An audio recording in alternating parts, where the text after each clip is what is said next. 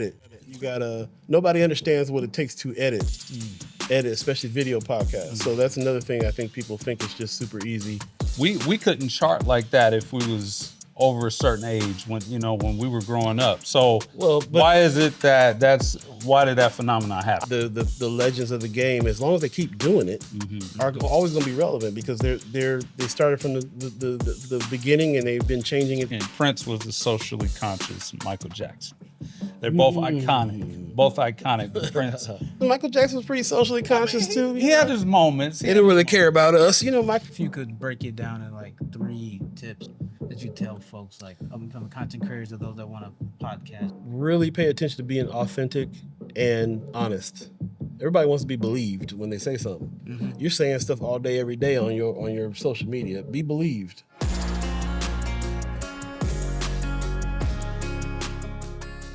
All right, welcome back to the Content Parlor. I'm your host, Dion. You can find me on social media at dion.api. We're here with none other than Paul B. Allen. The name is legendary in Omaha. From Vincent to Malcolm X Center, First Sky. We'll let him introduce himself, but before we get into the formal introductions, let's do a little bit of housekeeping. The Content Parlor is your social club for content creators. It is the one-stop shop for all things creative. The equipment, everything we're using here today is available for rent. Just go to contentparlor.com/studio and book you a session. Start as low as $50 an hour. And some of the equipment, I think, is as low as $10 an hour or $10 a day, actually, for some of the equipment rental. Yep. So, hit us up on the website. If you want to get the latest and greatest from the Content Parlor, make sure you follow us on social media. We're on all the platforms at Content Parlor. And then on YouTube, make sure you hit the bell notification so you get the latest and greatest updates. All right. So with that out of the way, let's save the best for last. Welcome, my co-host. What's up, man? How you doing? What's up? It's good to be back on. I feel like it's been a minute. It feels like it. Yeah, we haven't recorded in a bit. Yeah. But yeah, it's good to have you back on the show. I just paused just to build some suspense. What's your name? How can people follow you after this? And what do you do? You talking to me? Yes, you. My name is Paul B. Paul B. Allen the Fourth. You can find me Paul B. Allen 4 on Instagram. That's kind of where I usually hang out at. But all over the place, man. So I'm a content creator, show host, creative, filmographer, a musician, just kind of all around, do all the arts and trying to make a living doing it all. So that's really what we're doing right now. Heavily embarked in this First Sky Omaha in the morning thing with my partner, Buddy to God, because us as a couple of musicians and artists decided that we needed to have some conversation with the community about some of the really important things that are going on. So had to put the guitars down and go have a conversation because it was getting a little hectic out here. So that's what we're doing really heavily now, reaching out to the community and speaking 3 times a week, 2 hours a day. Okay. And getting down to some solutions about what can be done to make some change in our neighborhoods. So that's what we're on right now. Well, appreciate you, man. Appreciate you. I see you got the Ray-Bans on, so I'm taking notes there. Now, how do you like those? Are they working out for you? I rarely use them, man. I forget they got capabilities. These are the ones with the glasses. These are the Facebook Meta. They got a video camera in them and all that. But I'm used to using my phone. I grew up in California, so I have shades on all the time anyway. And so these are just like another pair of shades on for me. But every once in a while, if I'm thinking about it, then I'll say, I need a little point of view shot on something, and I like them for that. You kind of walking through the crowd, just kind of point of view thing. And if my phone's not available or something's up, I can always, snap a picture. But it's weird how I use technology in so many different kinds of ways now. Not like I started off using them. So it's definitely like if I got to remember something, I'll hit the button on the camera to remember it. Or I use my phone instead of typing in notes now. I just use the voice recorder. Like I've kind of changed up on ways to use it. Yeah, man. I hear you. I don't know when's the last time Yeah. You know what I'm saying? Wrote something Took some down. physical notes. Man, record every meeting, Right. everything, and then transcribe that thing. Transcribe it, man. So the journey with technology has definitely changed, and I'm kind of ended up being kind of the tech guy of our First Sky Omaha, of our group. I see that. So, yeah, I'm the one that does all what we call the head smoking, digging into their manuals, figuring things out. You know what I mean? Yeah. So, yeah, that's what I'm on. That's what I'm on right now. But I feel like we always are out here needing to remember that we got to capture what's happening. So, right. Sure. I grew up in California, so I was around when the Rodney King thing happened. So from the 90s, it was break your camera out everywhere you go, and capture what's going on. So here we are still doing it. Okay, yeah, that's what's up. So let's go ahead and get into it. Excited about this show, man. To be able to do this with fellow content creators. Yeah, man, I appreciate you guys asking me to come fellow on. dreadhead. I'm left out of the conversation this time. Hey, I should have brought you the wig, man, so you can be down. I would have been down to rock the wig. Right near the beach wig. in the other room.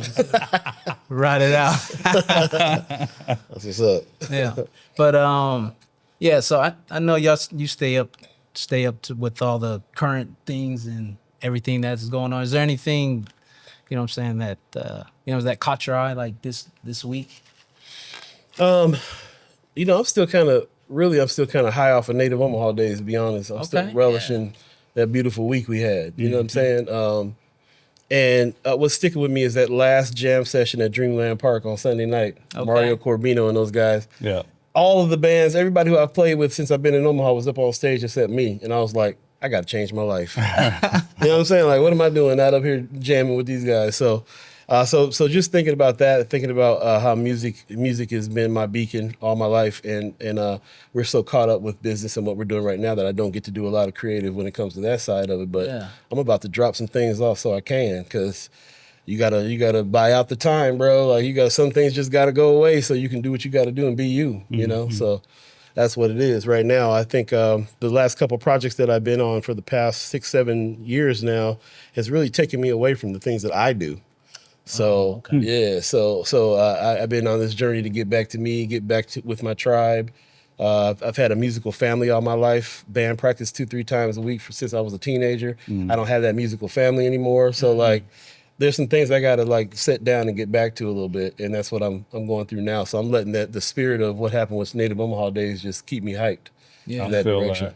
I feel that so much. A lot of people don't know, but I started in music. That's how I got into this. I didn't know that. Okay. Yeah, I used to run a recording studio in my 20s. Okay. And you know what I'm talking about then.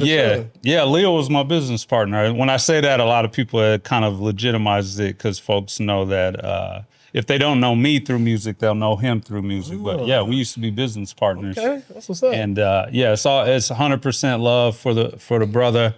But what got me into this media space was trying to record a music video. Yeah, that's how we all got that's how I started. And I got exposed to Jim Nelson Media Services down on 24th Street. One of my mentors. Yeah, I walked in there, saw all that stuff. He basically had Channel 3 because, he used to work at Channel 3, had the whole setup. And I was like, yo, this is crazy. Right. So that gave me the inspiration of it's possible for somebody that looks like me to do this. Exactly. And to your point, that kind of pulled me over time. It pulled me away from music. Mm-hmm. And I've been having these conversations. I did a rap session with Marcy Yates a couple of days ago, just talking about the state of the industry, what works, what doesn't work, who we knew. I thought you was talking about a rap session. I see you ciphering with Marcy. See, I had a little slang there.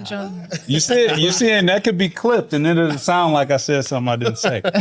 But yeah, we just kind of talked about who we knew, what crew we used to run with, and all of that different type of stuff. And I was more on the studio. I was more like a Timbaland type of cat. Yeah, I can rap. Don't get me wrong. Okay, all right. But my deep love was the production and making it sound dope and the transitions and all of that. So that resonates with me. I feel you. Absolutely. Yeah, I grew up in the studio, so and definitely that producer side was definitely me. I'd been in it all my life. So, you know, like I said, even now, I mean, even when I'm sitting behind the desk editing film and stuff like that, I'm still in a studio space. There you go. With that chair and that desk and that screen, like always. But but just and you know, a lot of times, a lot of the beats and stuff you hear on First Guy Omaha is like me or Buddy. So like, okay.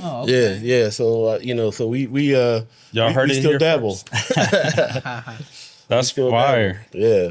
Okay, so yeah, because I just always assumed it was Buddy because he's obviously an MC, DJ, all these things. And that's the crazy thing about me out here in Omaha, Nebraska. So since I grew up in California and then I moved to Hawaii and then I was there for 9 years and then I moved here. So everybody in California knows me as strictly music. Okay. Everybody in Hawaii knows me as strictly music and performance.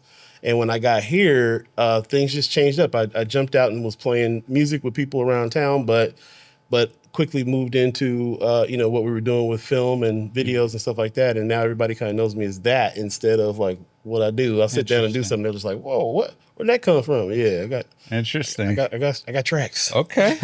Okay. Well, yeah, I learned something already today. There you go. What's up?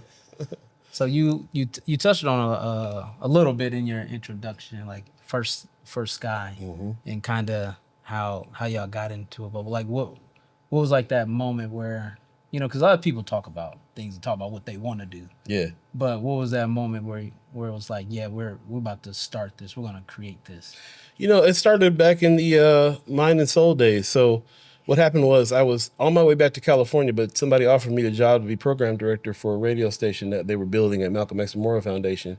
I came in, Buddy came in the first day we opened, and we took it over and built the whole studio out. And I was sitting at home one day watching Channel 7, and they were talking about some kind of activity that they thought was something going on in North Omaha, and it was on my street. And I was like, my street is full of old folks that own their homes and mow their lawns meticulously every day. Like, what are they talking about? This ain't the hood. Like, what are they talking about? Yeah. California, bro. This is not the hood. You know what I'm saying? Like, right. And I was just, and it made me be like, you know what? Okay, they got a narrative. They got a slant to everything they say about our neighborhoods, and we didn't really like it. So when we started the Mind and Soul radio station, we decided to start a morning show so we can anchor that in news and tell our own news first. But it was still it's a radio station that had, you know, it was music programs all day long. So it was still in our bag to do music and be DJs and so on. But we had this one anchor. We anchored the station on this morning show. Brought in Michael Scott. We paired him up with we paired him up with Michelle Troxclair and got a morning show going. Yeah, and that's really got my wheels turning on. You know, we kind of got access to the city that year. We had Pete Ricketson in the studio, and you know we had everybody in town in the studio. And we were like, you know, we get these people in these chairs. We can actually tell them this is what we need, and they make some change here. Let's figure that out. So we did that. Then we did Lunchtime Live. We did a 2-hour Lunchtime Live session as well. That was more music-based. Started to get a 5 o'clock going, too. We were just really going to go in hard on you know, news and entertainment and radio. And then a few years later, that program shut down. But we wanted to keep that momentum. And we were just heading off into the space of setting up cameras and live streaming the sessions in the radio station. So when they closed the doors on us over there, we quickly jumped into it. Like, we came to my house and set up a bunch of stuff and just started live streaming. And that was the beginning of First Guy. And it started off 5 days a week, if you can believe that. 2 hours a day, 5 days a week is what we were doing at first, just like the radio. And then over the course of 4 years, it turned into something else. So, but that's how we got our start. That was the moment that we were like, let's, you know, we got something here. Let's continue this. Right. And I see, have y'all started the new season, or is that we just did. We just did, yes. So, you know, with that, is there anything new that y'all doing this? Yeah, we're doing a lot new this season, actually. We figured out over the course of 4 years that we really got about 7 subjects that we keep coming back to. Okay. Now we're calling the 7 lanes of change, and we're actually working on a 7-part series of videos that explain each lane. But this season is called Space is the Place. So this is all about where you are in space, what your place is here in the city, what your headspace is, even, really talking about when you want to make a change, you better center where you're at first and figure out where you're at, make sure your home's tight, make sure your home base is tight, you got a place to live, you got, whatever it is you need to be able to do something. So we're on that subject right now, and we're going to highlight that more this season. With also dropping these videos on each different lane that we have, that we think that, if you put these lanes together, you can create like a highway that just can cut through anything. Mm-hmm. And we know now people in the city got all these different lanes they're in, going for the same thing to make some change, especially in North and South Omaha. So that's what we're breaking down. We're going to define that. We're going to talk to everybody in town about what lane they feel like they're in, and try to find some togetherness. What lane are you in? What lane are you in? And what lane is right next to your lane? That's, a 7-lane highway will cut through any city, like 75 cut through Northside. Right. Yeah, you go out to California, there's some big highways out there. There you go, man. You got the vision for that. Come from the 101 and the 110, 405. So, you know what I'm saying? Big lanes of change, big things happening on that. So we're doing that. We're also working on another 7-part series called The Benevolent Illusion, which is a series about the nonprofit industrial complex that we live in here in Nebraska. Mm-hmm. So we got some projects that we're working on, and we're also changing some things up on the show, constantly changing things up on the show. Like I say, the show has evolved from 5 days a week, 2 hours a day. Now we do 3 days a week, 2 hours a day. And it's more of a discussion than it is a news presentation. Gotcha. We figure still delivering the news, but doing it in a way that is palatable. Right. I got you. And that we can discuss with the community. And that's the biggest thing. We have a group of people that we call the chat chimers. They come in and they chat all the time with us. Uh-huh. And they're people in the community that have some knowledge about the areas that we're talking about. And they do some research for us. And they come in and get great comments, great questions for the guests. Another thing it evolved into as well, the show, is us bringing on senators every other week. Yeah, but I saw. So is that going to be a weekly? Yeah, it's going to be weekly. The two senators, Senator Ashley Spivey, Senator Terrell McKinney, come on every other week. Okay. And then in between weeks, we're going to invite other senators from other areas to come and talk.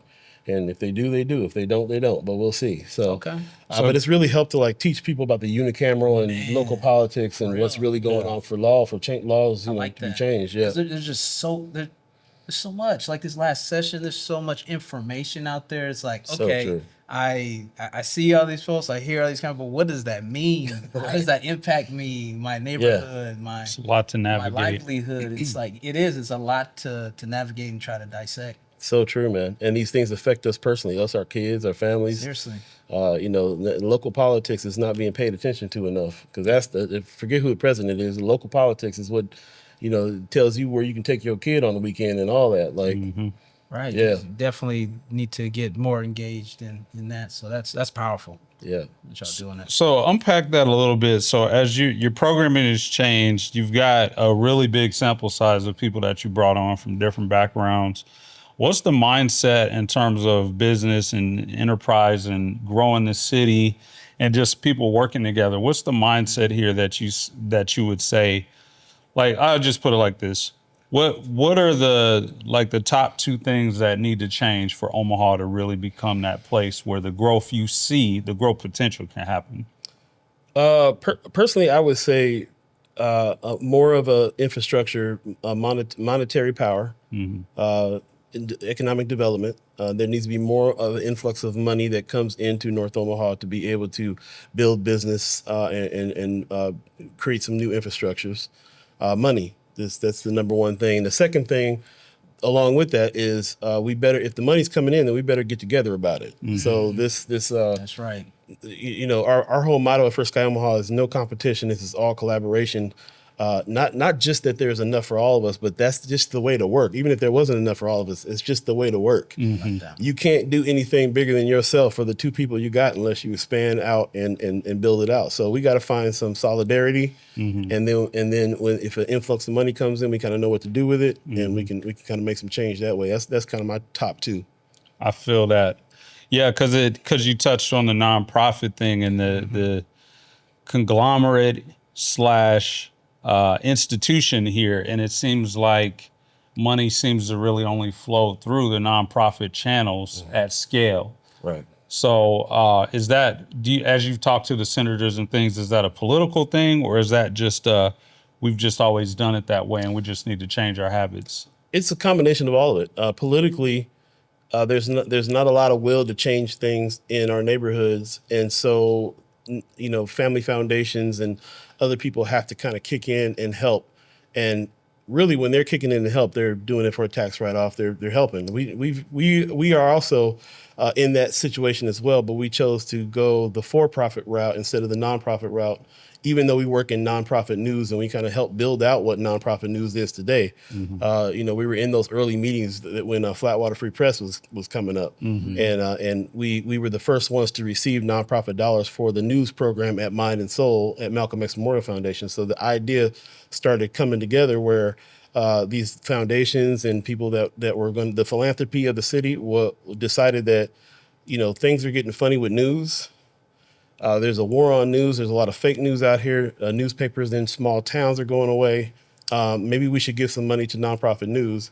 And I've watched over the course of the 4 or 5 years now this explosion where we have like a serious organization like Flatwater Free Press that's a purely nonprofit news organization, taking the model from some of these news organizations in Texas and other places. So we've benefited from nonprofit dollars as well, but we structured our company to be a for-profit company, and we've relied on services, video services, advertising, and stuff like that to try to make the majority share of the money, and use nonprofit dollars that we know could go away at any time be the secondary way that we do things. So we had to do that because we saw what was going on. We've worked with some really good people, some good family foundations, some people that believe in what we're doing and have been generous to us with nonprofit dollars, but we just can't depend on those. And it's not even there for us to depend on. Nonprofit dollars are really there for you to kind of get the ball rolling and get to some sustainability and move on with your program. Or if it's a program that is solving a problem, those nonprofit dollars are supposed to solve that problem and then dissipate the whole situation. So an ongoing company really needs to be a for-profit company in the first place. Sustained on its own. Yeah, it seems to me like from a legislative perspective and from the powers that be, the folks who have the ability to make the decision, they don't really understand the shift that's happening. Right. Especially with where jobs are going to be at in the future and where the biggest bang for your investment is going to come from. They completely have missed the AI thing. We're at least 5 years behind as a city on that right now. So true. There's so much money right now going into housing and infrastructure, which I think is great, but we're missing this problem that's going to rear its head in a little bit when it comes to not just artificial intelligence, but just this younger generation and what they're interested in and what they're willing to pay for. Right. You know what I'm saying? Because money flows through trades, goods, services. What are the younger generation interested in consuming, and making sure that we have businesses stood up that can provide those services to them? It just seems like Omaha is it's not even on our radar. A little far away from it. We should have a whole video game complex and treat it as another sport out here, like other states are doing. Like there's a lot that we should be doing when it comes to infrastructure for young people, stuff that young people need to that we'll be into, and what we can build here for that. So I'm encouraged. I mean, we got stuff like the Inland Port Authority and other spaces that are coming up. They're in talks right now to figure out what's going to go there. A lot of they're talking to the public about what the public wants to see. So there's some opportunity there. I just don't know if what I've learned from living in a bunch of different cities all my life is that each city, each state has a tone, has a vibe. And whatever that city thinks they're known for is what they're going to stick with. And I've always been on this. I've always been on the team that tries to buck against that and bring something to it. And it usually fails. It usually is just find the chosen few and we just do our thing. And that's what we end up doing. But you can't, we're not going to bring Hollywood to Nebraska. Nebraska is a agricultural town, an insurance town. Oh. You know what I'm saying? And that's just what it's going to be. And they unconsciously fight to keep it that way. If we try to bring any other kind of industry here, then even the people kind of buck against it a lot. So again, we're in a situation where we could make some, change to figure out how to make some change in certain industries is going to be a really tough thing. I've noticed that Omaha kind of stays maybe 10 years behind on that kind of stuff. Maybe in 10 years, we'll have a video game complex, you know what I mean? but it's slow going because of what it is. Everybody kind of wants to keep it what it is. Yeah. And I ain't mad at it anymore. I used to kind of be mad at that, but I'm like, nah, if it is what it is, cool. Yeah.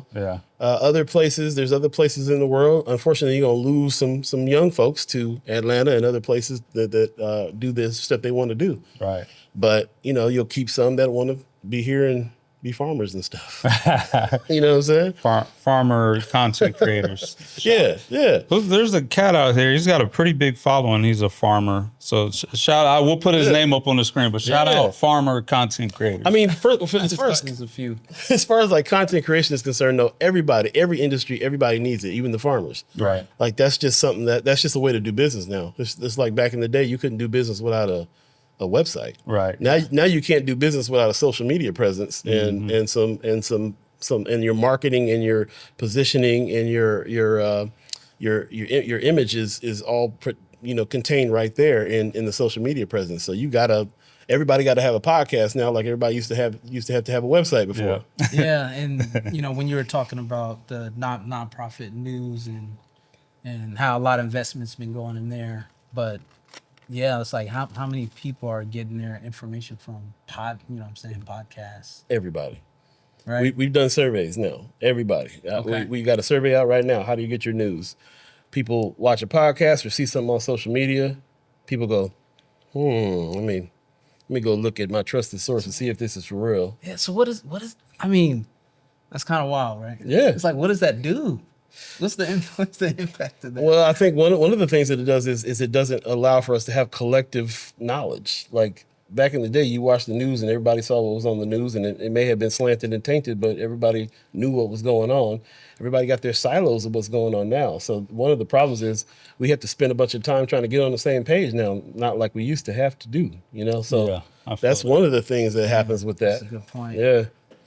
Can you talk about some of the myths within that topic of podcasting? Like, what are some of the myths that are surrounding like starting a podcast and then controlling narrative while you're on a podcast? Like, what are some of the like things that people think it takes to like run a podcast?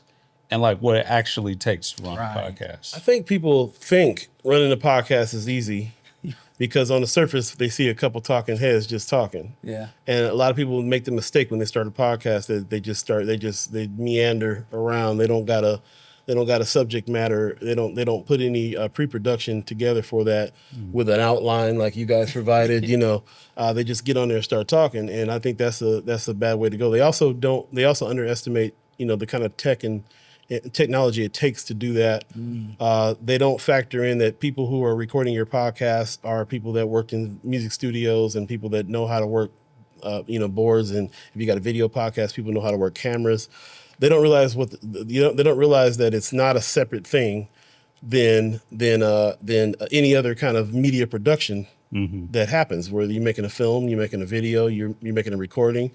All of those things is what we use to make podcasts. And so I think that people have this myth that they can just sit down with a microphone and just be talking. Ain't nobody trying to hear nobody sitting around just talking. Man, I'm telling you. That was us in the first 10 that was episodes. us too. Right. Shout out myself on the realize, first episode. nobody wasn't just sit. You don't want to sit and just listen to anybody just talk. Let me tell you something. We get into every time we get on. There's a period of time on that show where we meander, and then we both go, "Oh, we be doing that again." Anybody tune in here to see two talking heads like this, working out our own thoughts in front of. I mean, some of it is that way, but I think we've been successful because from the jump we structured that. Buddy is a broadcast journalist, and he came with this idea that we got a show clock, and we're gonna do this from this time to that time, and we got segments and so on and so forth. And we're a little loose with them, but it still is not just two talking heads for 2 hours.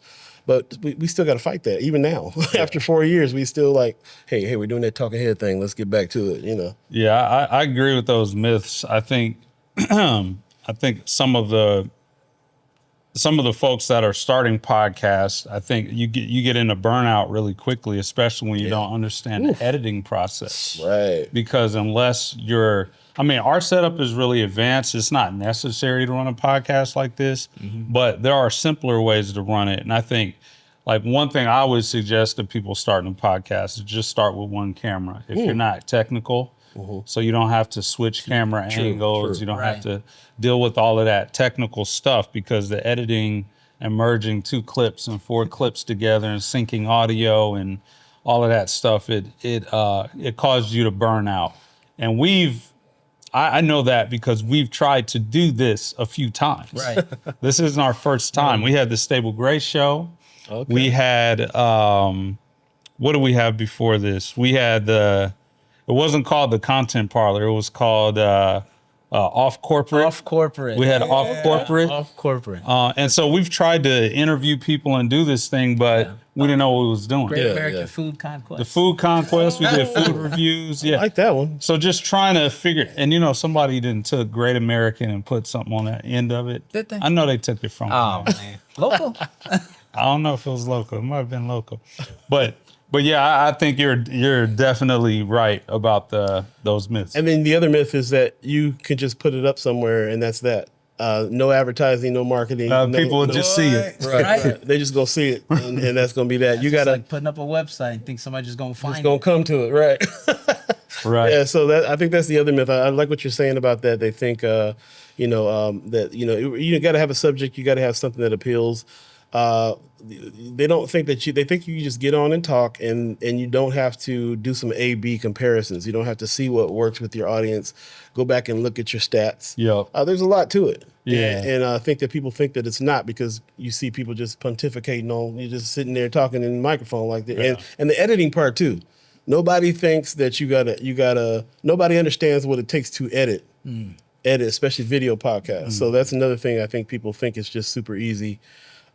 We are in First Sky Omaha is doing something a little different too, because we go live and we don't edit. So what you see is what you get on the live, which means that we have to kind of edit ourselves as we go. Where you guys would cut out the hms and ha's and in the periods of breaks, because you can edit afterwards.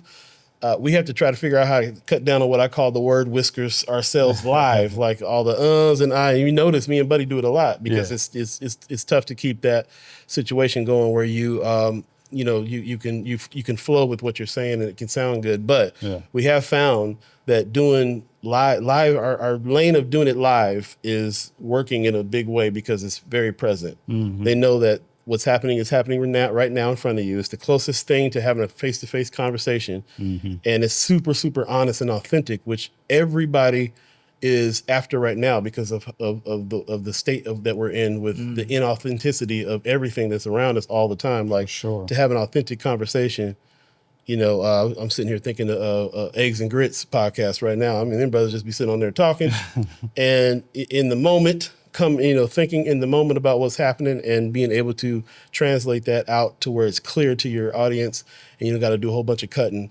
The live streaming, the live streaming is like, it's the same talent as a broadcast journalist does when they're sitting there on TV doing it live. Yeah, it's fire. I just want to add just a little aside to some people out there. Please do not buy followers. Do not manufacture your engagement on social media. Ask me how I know. We tried that many years ago. It does not work. The algorithm has kind of accounted for that, and you will get you'll get shadow banned, where you kind of get into this place where you got to keep buying followers. You got to keep buying likes and comments. Right. So just don't do that. It's better to have, 20 organic views on your YouTube video than it is to have, 50,000 fake viewers. It just doesn't work. It's not sustainable.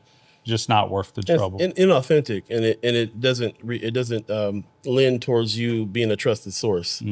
So that's part of that too. That it's really important right now for content creators to be that. We really got to be the Walter Cronkites of social media when we get on, or else we're just like everybody else, joking around online all the time. So, like, in order for you to be a trusted source and somebody listen to you and take your recommendations, you really got to be authentic. That authenticity is super, super key right now for this.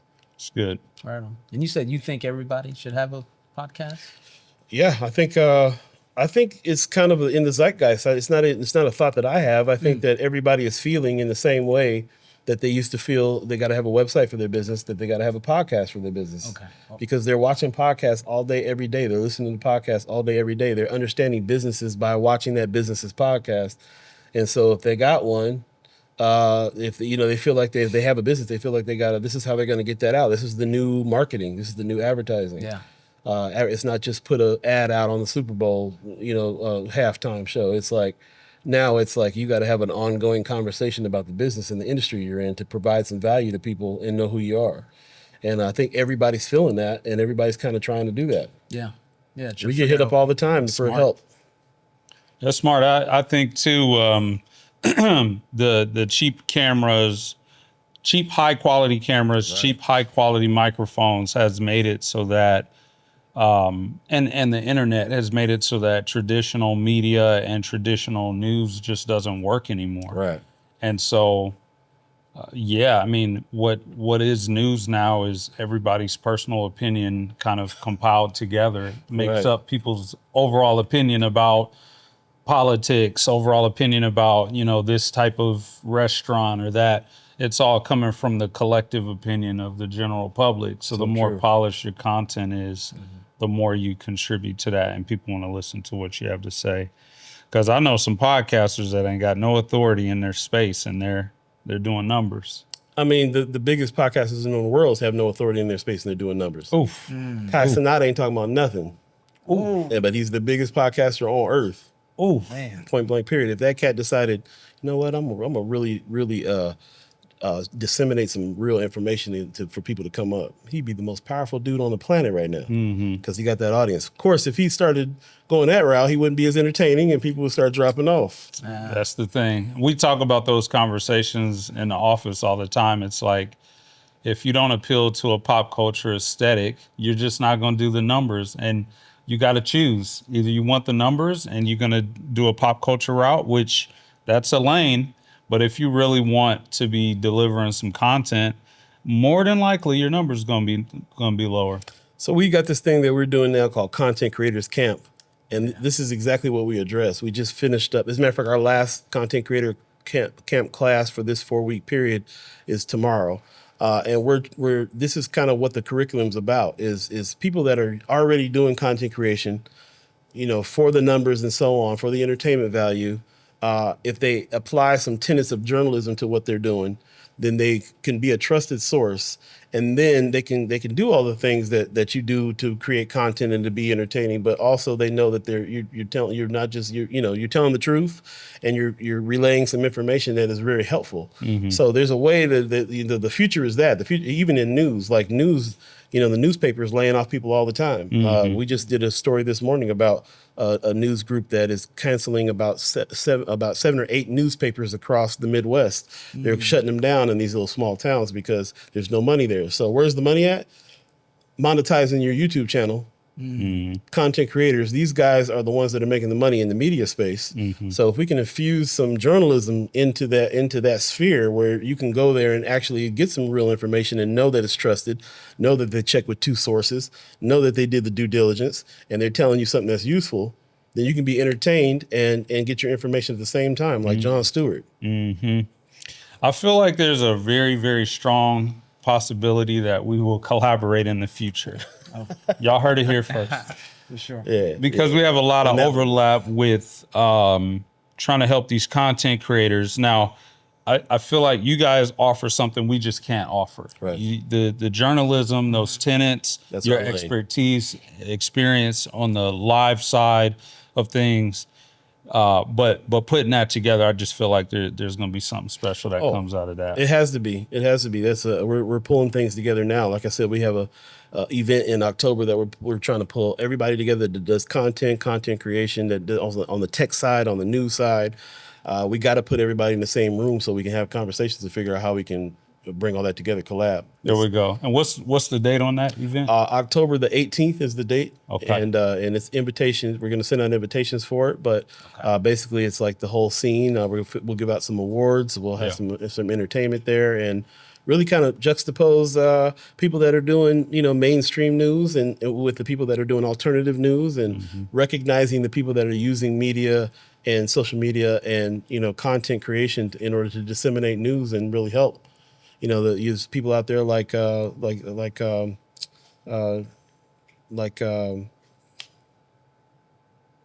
a doggone shame. I can't remember this cat's name right here. In I'm Omaha? glad you guys is cutting this. Yeah. We don't do too many cuts. Sherman. Oh, Sherman Wells? I mean, come on. We talk to this brother every day. Oh, man. There's cats out there like Sherman L. Wells that is very entertaining. He's definitely, he has his podcast where he says what he wants to say, but he'll also talk to a politician and ask them some things, and it's valuable information. There's one on YouTube called The Hood Table, and it is hoodie as it sounds. Oh, yeah. But they know exactly what's going on the street. Yeah. They know what's happening. They talk to the people that it's happening to. You know what I'm saying? And they've had many guests on there where some violence happened or something like that, and they bring the mom on to talk. Like, they're in the street. So again, that live and that authentic, that real, that boots on the ground is where you really get your information. I'll give you an example. There's something that just went down. I think it was another city. There was a big fight that happened. It was all over the news, and the news interpreted it a certain way and told the story a certain way. But you had to really kind of go to the people that were there, that had their phones up, showing you the fight, so you can determine if the news was even telling the truth. Like, it really is like we have the power in our pockets now and in the glasses now to walk around and film everything. And when you post that, you're showing a side of something that is authentic and that's actually happening, and you can create your own viewpoint on what you're watching because you're watching it happen as it's happening. I mean, you bring up a good point. It's like, how have phones, just having that ability, cameras have impacted, you know what I'm saying? Like I said, man, just information. Yeah. Right. And the live in particular, like going live. Right, I'm surprised they still let us do that. Like, to be honest with you, I'm surprised the administration ain't shut that down. Oh, sure. Right. Yeah. Because going live on your phone, there's nothing, you know, that's just you're watching it live. There's nothing you can do about it. Right now. Right now. You can't put spin on what's You can't put spin on live. Yeah. Like I said, I'm from California, so I grew up. I was very heavily influenced by what happened with Rodney King. That was the first time a lot of people ever saw a video camera capture some stuff that the cops was doing that we all saw. And ever since then, man, everybody I know in California got a camera, from the old Super 8 tapes all the way up to what's going on the phone. And cats my age all have cameras in their car now and everything, because, like, you know, it got impressed on us early on. Capture everything, go live when it's going down. All right. So talk a little bit about how you and Buddy had, first of all, how you guys met, and his role. You know, we wanted him to be here, but he's got some things going on. Just like his role within First Sky and his vision, and just really, man, I mean, because we collaborated on the First Sky website, and where we left it and you guys took it from there is just absolutely. I'm a web developer, so when I look at, I can see how polished it is. Got some skills. So yeah, there's some skills. Well, first of all, we got to start from working with y'all. So shout out to you guys for getting us going on the website. And we just kind of ran out of money and was like, well, we better finish this ourselves. So you know what I mean? But luckily I got Buddy, who's a cat that knows some of that. I know a little bit too, but he knows a lot too. So we kind of worked on it together, and it took us a whole nother year to finish it up, you know? So, and it's an ongoing process as well. But Buddy is one of these cats that's what we call back in California, where I'm from, multifunctional. High on the funk. You know what I'm saying? Okay. He can do several things. He's one of them cats in the band that can play the bass and the guitar and the drums and sing and everything else. Okay. I mean, not literally. He's one of them kind of cats though. He can do website, he can do broadcasting, he can write an article, he can do 50 things. Yeah, we just witnessed him DJ the Culture House Fashion. So I'm like, I didn't know you were a DJ. I knew you could play music on a little iPod shuffle. But I didn't know you was a DJ. Straight DJ. And nobody, hardly anybody knows this, but the cat used to play sax back in the day, so he gonna get back on that. Oh, he's a monster. I used to play a little sax. There's the camera. Get back on your sax. Red dot. Red dot. Get back on your sax. So yeah, man. I like I said, I got hired as program director for Mind and Soul. Literally the day we launched, we had a big party at Malcolm X Memorial Foundation. A young 20-year-old buddy walked in, fresh from a HBCU in town. Like, I heard somebody starting a radio station here. I was doing some radio work. I want to get down. And from day one, that cat came in, and me and him put the whole programming together for Mind and Soul. And like I said, we anchored in that morning show, news morning show. He got his degree in broadcast journalism, so he's our resident journalist, and just been with me every step of the way on everything, on the imaging of the station, creating the business, creating everything. It's been me and him. We've been partnered up ever since. It's just one of them kind of things where a cat walks in and you're like, it's gonna be us for a minute. Here we are, like 10 years later. Okay. So Buddy is heavily in charge of the news desk for First Sky Omaha. Okay. He's the one that's writing the curriculum for Content Creators Camp. He's the one that is gathering material from citizen journalists to disseminate news. He's the editor for what we will have some new. We're hiring another journalist next year, so he'll be the editor for that journalist. So when it comes to that part and him polishing what we do as far as broadcast news and live is concerned and all that, that's what he does. That's what he's in charge of. He does way more than that, but that's his lane.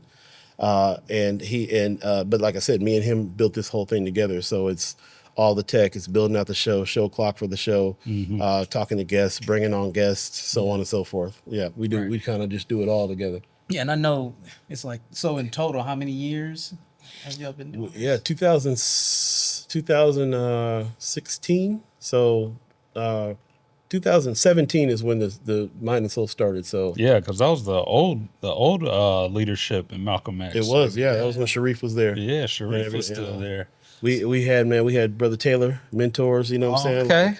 Yeah, we had the team. Yeah, Taylor's nice. And we were there when the leadership shifted, and then it went another direction. But by that time, we had built our own team for what we were gonna do. So yeah, with the change and just how we know how it is in podcasting, what it takes to do it. Is there any point where y'all was like, man, we're not trying to do this anymore? All the time. What it was so with that, what keeps you in it? It's a good question. We are lucky because I feel like I'm lucky because I got a partner that is willing to pivot. So we look at the landscape. We have some real honest conversation about what's going on. Sometimes we think that we might need to pivot because we get feedback. We're looking at what kind of impact we're making and what's happening business-wise as well. Is this worth it for us to keep doing these things? And is there, something that's going on over here that we need to put our attention on in order to get through to the next? I mean, we've both been working full-time jobs the whole time we've been doing this. So it's not, we ain't, you know what I'm saying? Like, yeah, First Guy Omaha ain't making us rich by any means. Yeah. Like we are trying to make it sustain itself. Mm-hmm. So there are times when we are definitely, low on cash, gotta get other jobs, gotta do other stuff, and then feel overwhelmed by everything that has to do with the business and what we're doing. And if we happen to feel that week like we're not making an impact, or not enough people are checking what's going on, or not enough people are supporting and helping, we go back and think about it, because ultimately First Guy Omaha in the morning is not really a news show. It's a roundtable outreach to the community. We're talking to the community. We're disseminating information. We're getting information back. We're having a conversation. So if the community is not really feeling like they want to have a conversation right now, then we're kind of just spinning our wheels up there a little bit, and we gotta wonder if getting up at 5 a.m, Monday, Wednesday, Friday is the thing to do. Right. So we are constantly going back and forth about that. But over the years, we have come to the conclusion that we feel that this is a very, very important thing to do. Mm-hmm. It is something that is making other people around see what's going on in Omaha, putting Omaha on the map as much as we can. But the biggest thing is to be able to talk to the community, and it really voices that need to be heard, let them be heard.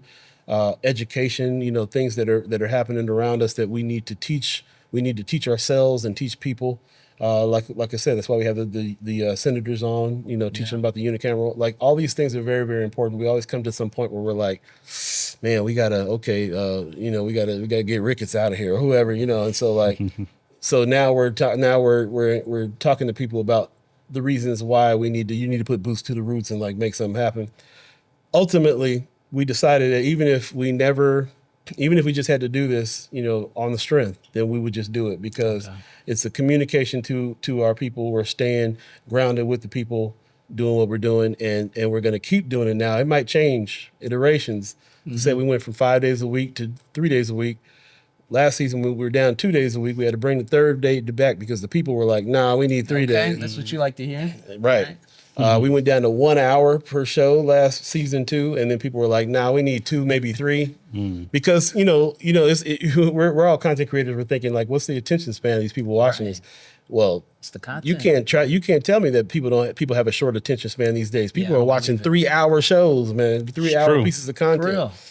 If I like a piece of content, I'll watch the piece and I'll add it to my playlist and watch the rest of it later. Yeah, I watch some throughout the whole week. Right. You know? I watched them several times even to come back and go back and look at it again. Yeah, get some bookmarks. So it really is it's an assessment because of the nature of what it is. It's a conversation with the people. We have to assess if the conversation is necessary. Sometimes we come to the conclusion, man, maybe we said all we need to say about this. Let's figure it out. But at the moment, we've decided that this is too important of a thing for us to stop doing. We're going to keep doing it no matter what. We just have to try to make the best of what we got going on here with it. Yeah, I think it's great. So let's go to Fantasyland for a second here. I like it there. If you could have any guest or any group of guests on your show, dream guest. Oh, okay. Who would that person or those persons be? Let's say the top 3, 1, 2, and 3. Dang. And then I got to follow up to that. Top 3 like of all time. Yeah. If I could have anybody on the show. If I could have anybody on the show. Any time frame. Like you Any time frame. Past. Okay. Dang. Yeah, I like that. I like that a lot. I would have I gotta say Prince now. I'm still not used to him having passed. Oh. Gotta have Prince. Did he pass? Prince passed. Yeah. Good question. I would definitely want to talk to Prince. I would definitely want to talk to. I'm gonna do 2 in 1. I want to talk to Huey Newton and Fred Hampton. Okay. Black Panther Party. Yeah, all socially conscious, I would say. Prince would, in my opinion, Prince was the socially conscious Michael Jackson. They're both iconic. But Prince was. I don't know, man. What about us? And Michael Jackson was pretty socially conscious too. He had his moments. He didn't really care about us. Michael told you what was up too. Touche. Hey, Michael MJ is a legend to me. I get into those debates online. I'll be in the comments with the Chris Brown versus MJ. I'm like, man, why are we talking, man? Like, do you remember who MJ was, bro? Come on, bro. What is like? Stop. Look, I come from the era where it was Prince versus Michael Jackson. Not. That's a fair conversation. That's fair. Right. And he was even, that was even weird. But like, because obviously Prince. No. Although Michael, man, Michael's from Cali. I was around the family and stuff like that. Michael and Tupac got into it. I heard about that. He Tupac's butt for real. I heard about that. Michael and Tupac got in a fight, and Michael beat Tupac up.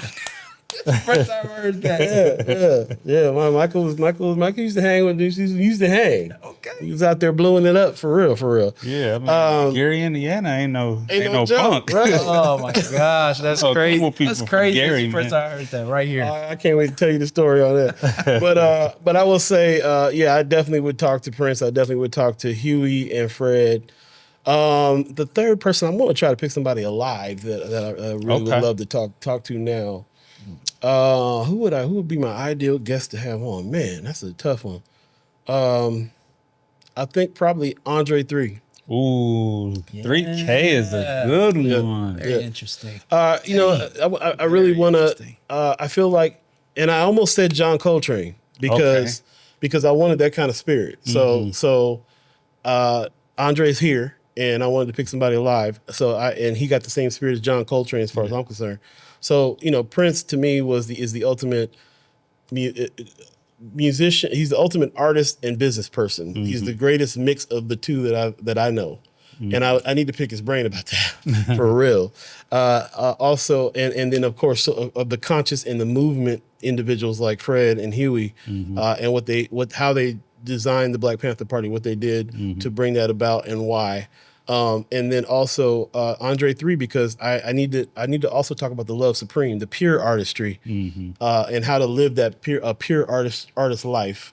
Because really, that art soldiering is really what's going to conquer everything. Like we can have all these discussions if we want to. We can get people in seats politically. We can raise a bunch of money. We can do a bunch of stuff. But if we're not expressing our artistry and using our art to fight, then we ain't gonna win anyway.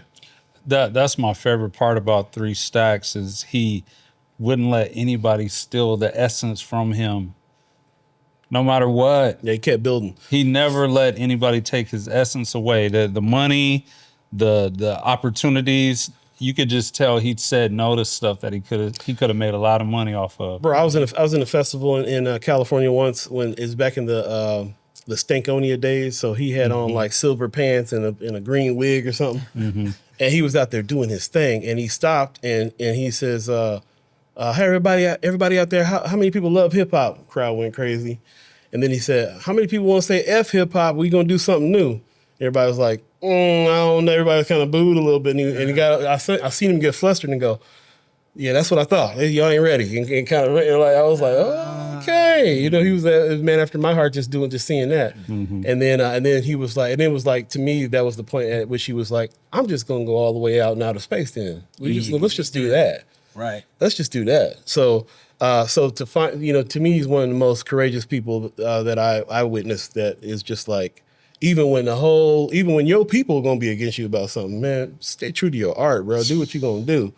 He still need to make he needs to make another album though. He need to get back to rapping. But I mess with the Flute album all the time, like, because he's doing what he's doing, bro. Yes, the expression is fire, and he'll make little appearances here and there. I saw he did the cameo on whose album was that? Gosh, it was a little while ago. I binged it for like a week or two, and then I just set it down. But he's still got it. That's my point. Is the bars are still there. It's not even, to me. He's in another league. He's not even rapping. He's speaking another language that is like a soul language. Yeah, like he's doing something different, and he's expressing it. To the point where like I don't even really. I'm joking about keep rapping. Like he's every expression that he does is the same as when he raps. It's the same. It's a transcendent type of language to me. It's you being true to your art. It's you being true to who you are, and really deciding that you're going to express yourself no matter what, no matter if you're scared, no matter if people are saying something against you. That's the same spirit we need to topple stuff like this current administration, bro. Right. Like if you don't have your solid art soldier self together, then you ain't winning. You're not gonna win. You're not gonna know how to collab. You're not gonna know how to express. You're not gonna know how to calm yourself and bring peace to yourself. You're not gonna know how to inspire nobody else. You're not gonna know how to do nothing unless you're doing your art. Right. I just have one follow up to that too. Can we talk for a second about this older generation of MCs that's still holding it down? I feel like the torch really still hasn't been passed. Why is it that the younger generation isn't able to find that thing that 3K has, that Jay-Z has? What's missing from their art? I don't know if I accept the premise of your question. Okay. You giving me an old head question right there. I think the young folks do feel like they got some artists that are doing that for them. Okay. We are looking for the next Andre 3000 and them, but we're not going to get it from the young folks because they're on something else. Black folks invent. So they inventors make something and they say, okay, I've invented that. Let me toss it aside and get rid of it and go invent something else. The toss aside is where like old heads will take it and keep it going, or like white culture, for instance, they do this a lot. They take it and study it and break it down and turn it into a science and then teach it. And now they playing blues for the rest of their life. Black folks have left blues a long time ago. You know what I'm saying? Like inventors will invent, and after they get done inventing the thing, they toss it aside and keep going. So young black kids, that's what they're doing. They're inventing something new, bro. I respect that. I just think, and I do consider myself, because the younger generation calls me an older person now. You're unk now. Yeah, I'm an unk now. Yeah, I'm in the in-between. I'm OG now. I learned I'm OG at this age. You unk at your age. Yeah, it's all good. But when we were in their age group, you know, the teen to like young or mid 20s, yeah, like there was like a cap on how old you could be and still be dope. Right. Whereas like Eminem is 51 or something, and he still got a lot of. I mean, Tech Nine is he's getting up there. Yeah. I mean, Clips got #1 album out right now. Right, man. 50, 51, 50, and 52. So that's what I'm getting at is like we couldn't chart like that if we was over a certain age when we were growing up. So why is it why did that phenomenon happen? I think hip hop is constantly evolving. It's still constantly evolving. So we didn't know that Keith Richards and Rolling Stones were going to be playing at 90 years old either. That's fair. They thought rock and roll was going to be dead at a certain time, but it evolves. It turns into something else. And the legends of the game, as long as they keep doing it, are always going to be relevant because they started from the beginning and they've been changing it this whole time, while the young kids are inventing something else. Sure. So but the young kid, I mean, there's these moments of I don't know how to explain it, but there's moments where everything comes together at a certain point. Like everybody in the world loved Michael Jackson. Black, white, young, old, didn't matter. That was a moment in time when that happened, and then things split off again. Right. And then it does that a lot. So sometimes you'll have a clips like that's out right now that the young heads and the old heads are like, just this is what's up. Yeah. You know what I'm saying? So I respect that answer. I respect that because that's a perspective I hadn't considered. That it's just the evolution. It's the evolution, man. And like I said, if you ask a young kid right now, who inspired, who got them hyped and ready to jump out. They got their person that hypes them up. Like we used to be hyped on stuff like that. So I know nostalgia is a thing now too. Like growing up, there was no like classic hip hop. We were growing up in the classic. Right. You know what I'm saying? Like That's true. Kumo D came out when I was in my single digits. Like you know what I'm saying? It wasn't like he was before I was born. It was happening while I was, learning how to talk. When you was in the living room, how you like me now? Right. Thought it was the craziest thing ever. Yeah. Okay, cool. Yeah, it is what it is. I mean, that's the benefit. I'm 52, which is what they consider the exact age of hip hop. So I feel like I came up exactly when hip hop came up. Interesting. Born in '73 when hip hop started. You know what I'm saying? According to a lot of people. And so I definitely was at every phase, understanding what was going on in every phase. There was a point at which I felt like it peaked for me, 90s. Ain't nothing like 90s hip hop. You'll never hear me argue with that. 90s hip hop was the peak. I'm a cat that would have told you the golden age was the 80s before. Then 90s came around and 90s killed the game as far as I'm concerned. Right. And there's nothing that will ever top 90s hip hop. It was the first era of the digital synthesizers where it was like used at scale. It was the first era where we weren't using DAT tapes to record reel to reel, but it was also the first era where we had seasoned vets with the MPC. You had seasoned vets with the 80s equipment. So you had all of that converging while technology was moving into the digital realm. And it was just like the leftover spaghetti. Like after the first night, they got that extra flavor in there. That was hip hop in the '90s. Like there's some fresh stuff out now, and they put the right amount of seasoning in it, and it's great. Right. But them leftovers sometimes. You want to talk about carrying the torch though? I mean, Kendrick's carrying the torch. I consider him a cat, but he in his 30s, upper 30s. All these cats is coming up on 40. They're technically unks at this point in time, so like you can say that too. But I feel like I've moved past that stage of feeling like what's all this trash hip hop out here.